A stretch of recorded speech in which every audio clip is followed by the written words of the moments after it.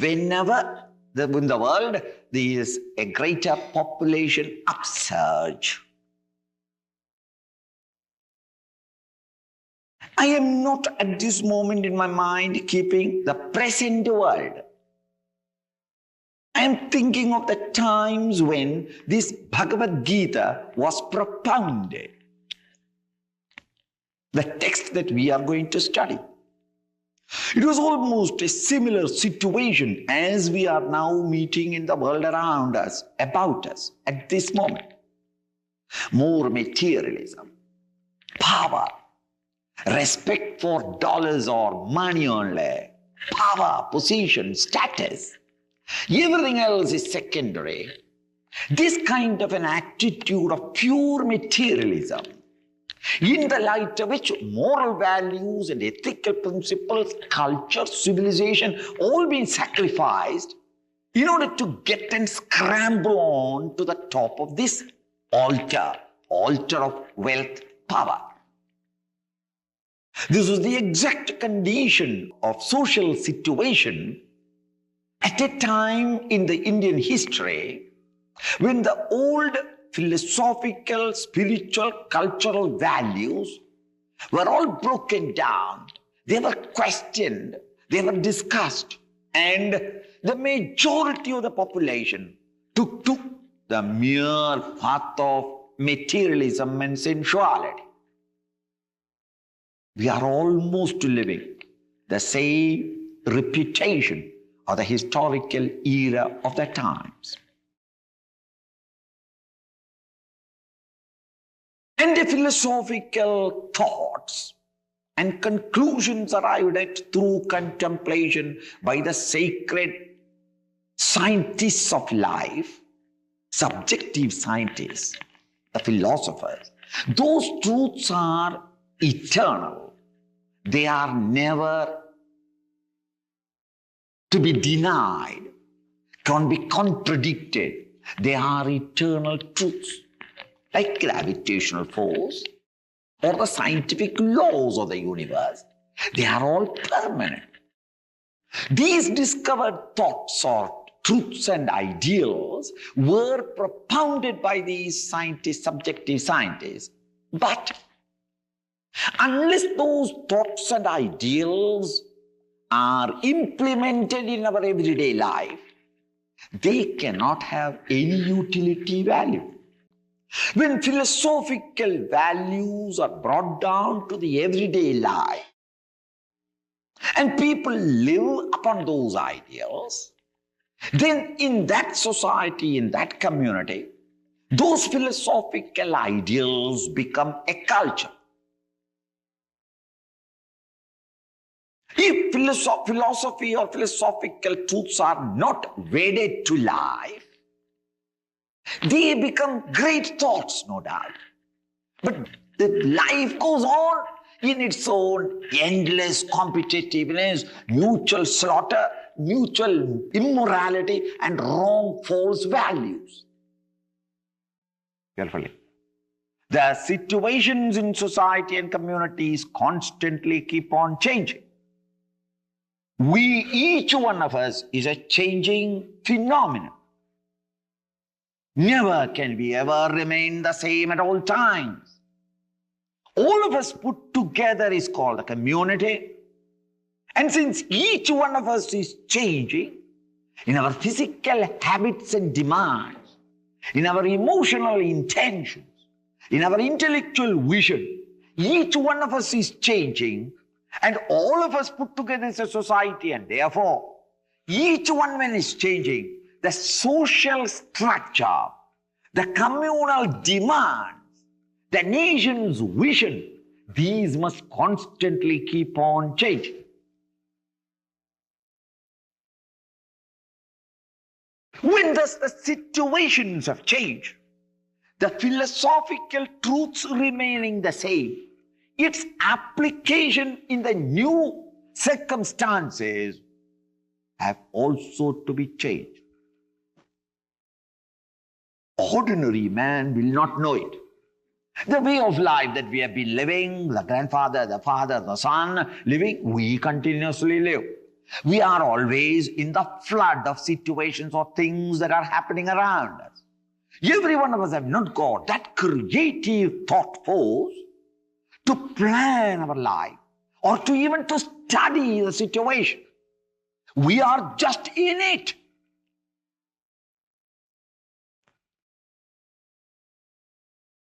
The great prophets, saints and seers, all history, they are people who came and gave this necessary reorientation of the old eternal values in such a way that the average ordinary man, common man of the street, can bring those philosophical standards or ideas into their ordinary living.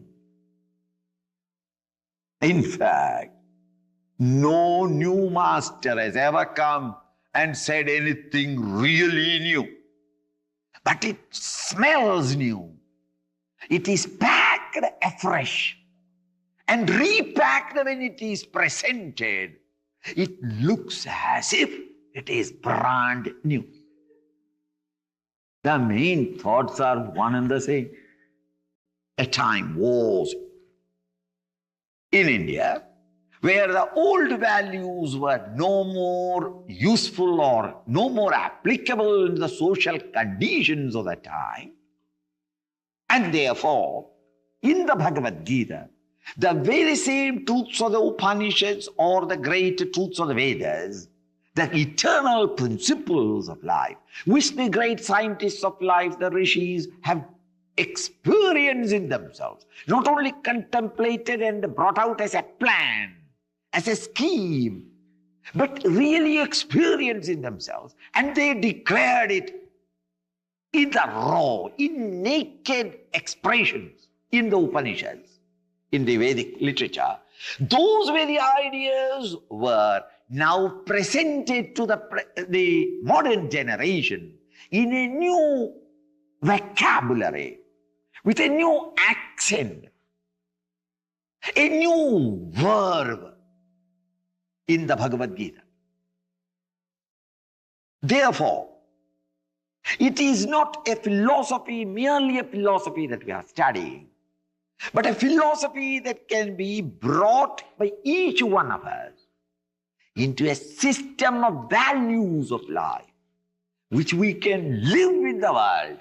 And to the extent we are able to live those values of life, to that extent we can chasten, beautify, dynamize, make it more brilliant, our own little life. And if my life has become more dynamic and more creative, and every one of you became a little more creative, a little more peaceful, a little more loving, tender, merciful, do you think that the whole society has changed? If the cells in my body have become healthy, I become healthy. I can never be healthy when my cells are unhealthy. A nation or a community cannot be healthy when individuals are unhealthy. If individuals are beautified in their own attitudes to life, more intelligent in their relationship with each other, that society becomes more healthy, more happy, more cheerful, even more productive and creative. In that way, a re-education in the fundamental values of life is what, really speaking, the study of philosophy through the Bhagavad Gita gives to each one. Hence, this textbook is so much appreciated for so long, because its date is about 5,000 to 6,000 years before Christ, and therefore 8,000 years or 7,000 years, the book has been enchanting all great thinkers around the world. It is only because of its feet are on the ground, though its head goes beyond the clouds. The idealisms are rendered practical in order to give a new glow to life. And that glowing life of the community, we call it as the culture of that community. When these masters started their contemplation upon the universe, they wanted to know, really, what is it that is giving this life in the universe? Think for a moment. You are alive, I am alive, he is alive, she is alive. The plant, the animal, alive. Now at this moment, this entire universe or the world is full of dynamic activities which are expressions of life. Call it science. Those who are scientists here call it science. Those who are economists here call it economics. Others call it technological age. Others would say that there are all vibrant activities, social, national, communal. All these that are art or literature, philosophy or culture, religion or politics, all these are expressions of life. And when we are alive, each one of us, according to our temperament, may contribute, strive, learn, and contribute to the total life. The contributions of all these past generations have brought together what we call as today's culture of civilization, the modern age. Now, these masters were trying to understand, locate, perceive, try to study what is this mysterious power called life. The life because of which here I am speaking, because of which you are all listening. If that is not, I stop speaking. Or whoever has not got it, he and the chair on which he is sitting, both are useless, isn't it? Become equal. The chair is also inert. It is also a matter. You also become inert matter. Though all of us know that we are made up of matter, calcium, carbon, phosphorus, but we are not merely matter, matter plus. Therefore, I am able to talk to you. My body functions, my mind feels, my intellect thinks. I can able to express, and these sounds reaching your ears, you are able to listen, digest, appreciate, or reject. All these are because you are alive and I am alive. Think. Physically, we may be all different. Emotionally different. Intellectually, we cannot be the same. But you are alive, I am alive. I minus life is equal to you minus life. Isn't it? Plus life, so much of beauty. Each one a jewel. Distinctly different from all others. Each one unique. But all these jewels are splashing out the one source of light. Think. I am conscious. I'm able to think, feel, and act. You are also conscious. Think, the plant, the animal, all even from a worm to the greatest genius in the world, all of them are able to contribute to the world and exist so long as it is alive. Minus life, whoever you might have been, I am a Swami, you are a political leader, the father of the nation, or the president, whoever you may be, minus this mysterious thing, becomes so many pounds of manure.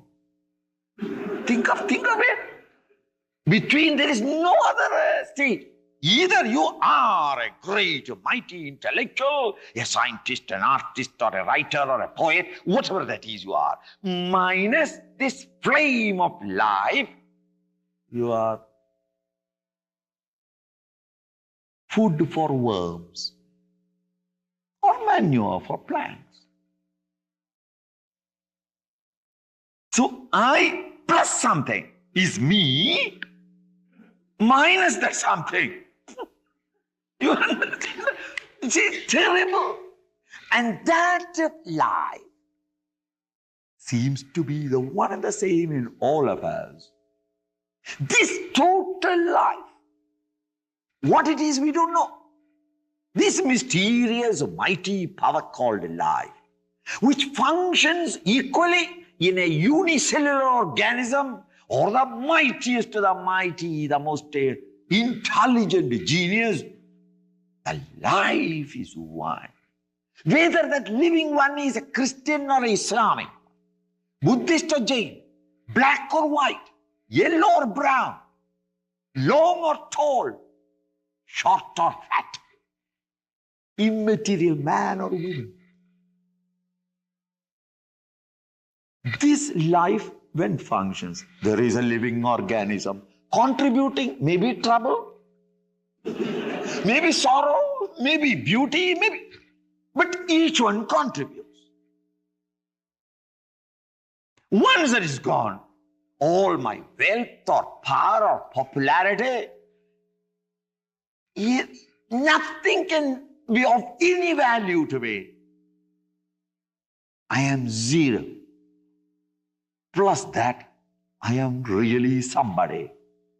Minus that, I am nobody.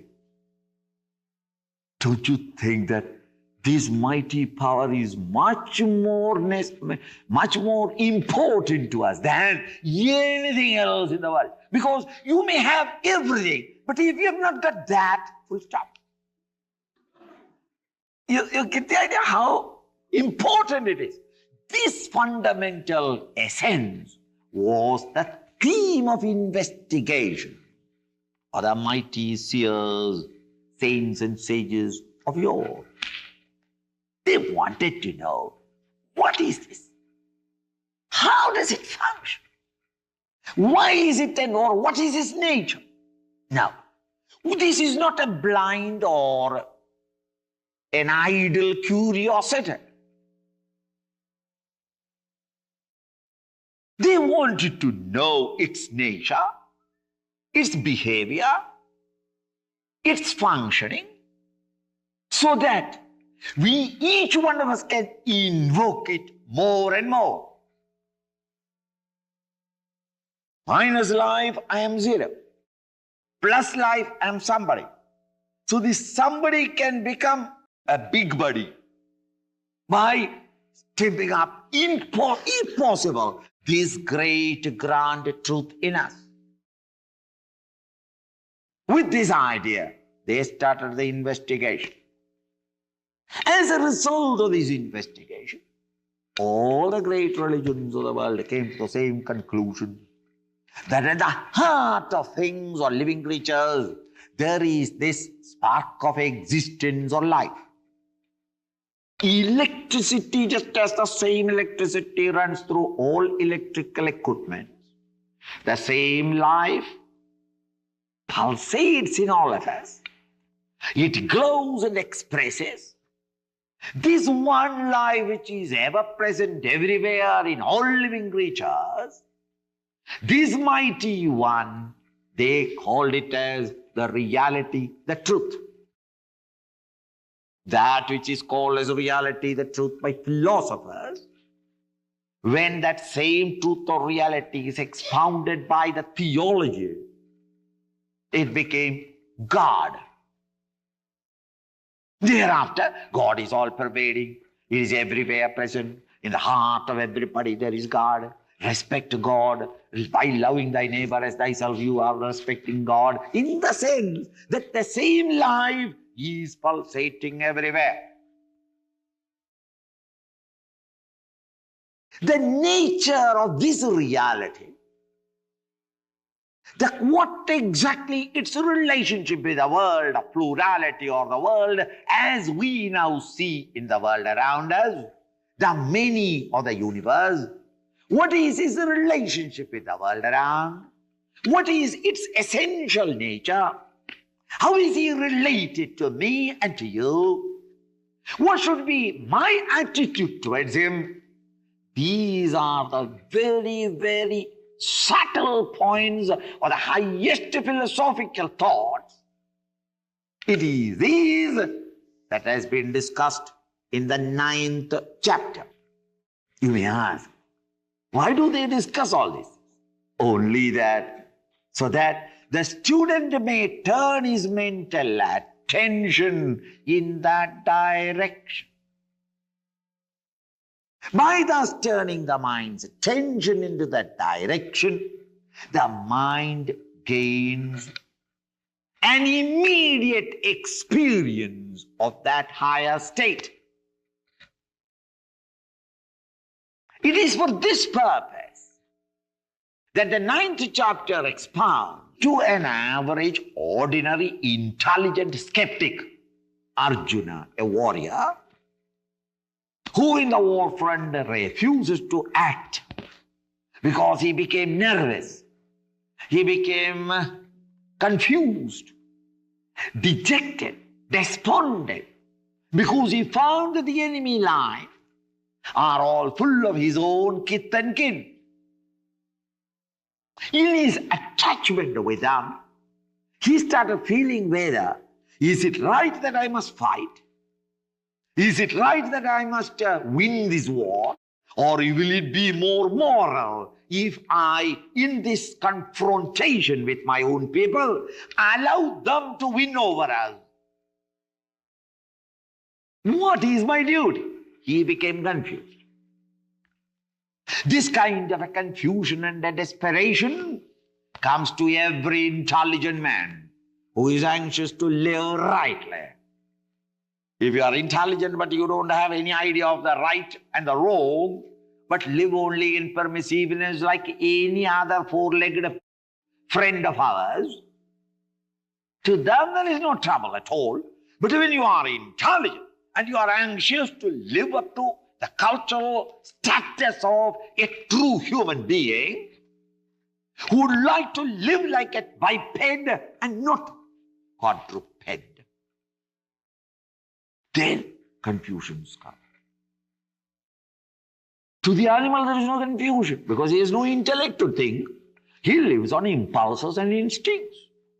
Man also gets the impulses because we have got a mind. We get the impulses and instincts. But what I wanted to say was intelligent, one who is capable of controlling, regulating his mental moods or mental impulses and express in the world outside only the beautiful, the harmonious, the loving, the tender aspects of man, and thus maintain his culture and character. Such an individual, when he meets such points of moral, marginal situations, they get generally despondent, desperate.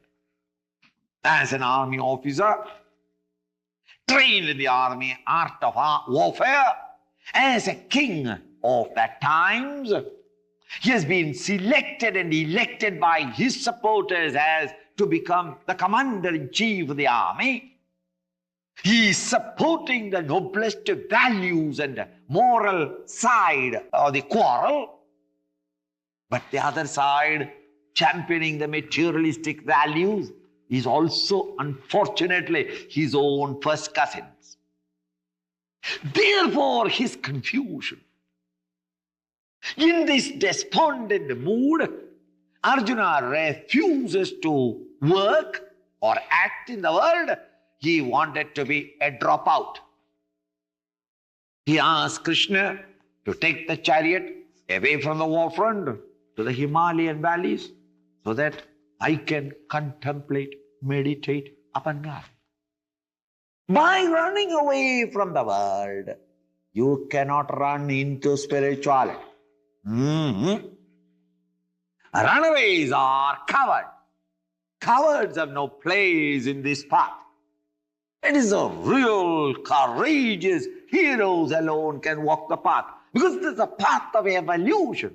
So Krishna has to very carefully very, very logically put ideas into him, even though he is not at all sympathetic with it. He doesn't want any other discussion or argument because he has decided himself. A man of action, he decides. And to decide is for him to act. And that is why he is a man of action. We are not men of action because we decide very slowly, and having decided, we postpone action. You see? A man of action is one who, as soon as he meets a problem, he sees through and through and decides and acts on the spur of the moment. And that is called a real army officer. Arjuna was of that caliber, of that character. He has already decided that this war is unjust. I should not fight at all. If it's anybody else, I would have fought. But this party, I can't fight. Let us go to the Himalayas. Renounce the kingdom or the values that we are supporting, the values for which we are fighting, and let us go to contemplate and meditate to religion. This is where the Gita starts. And Krishna is trying to make him understand that by running away, you cannot reach anywhere. It is necessary that you have to purify yourself, prepare your mind for the higher contemplation. Then alone the mind can go to a quiet place for contemplation for a short period of time. But you cannot become contemplative with a mind with all its hang-ups and loads of passions, lusts, greeds, agitations, and all these restlessnesses. The mind cannot contemplate or meditate. Therefore, the Gita starts chapter by chapter. Various discussions the teacher gives in order to make the student understand the need for self-improvement or self-purification. The mind in agitation, as our minds are, it is called an impure mind. Mind which is calm, serene, alert, vigilant. It's called a pure mind. At this moment, under the present throes from within ourselves, under those impulses within ourselves, our mind is turned outward in its attention, and it runs into the world of objects, passionately wanting to possess them, indulge and enjoy them. And the mind thus turned outward into the world of objects is constantly in a state of flux. And therefore your mind is not available for what we are discussing. In every study, the mind is to be single-pointed and then alone it is available. If the mind is wandering away, dissipating its vitality in other fields, the chosen field where you want to achieve something will not have the dynamic cooperation of the mind. So the mind that is turned outward is called the mind that is impure, and that which is turned upon itself for a higher contemplative goal, turned towards a contemplative goal, is called a pure mind, a steady mind.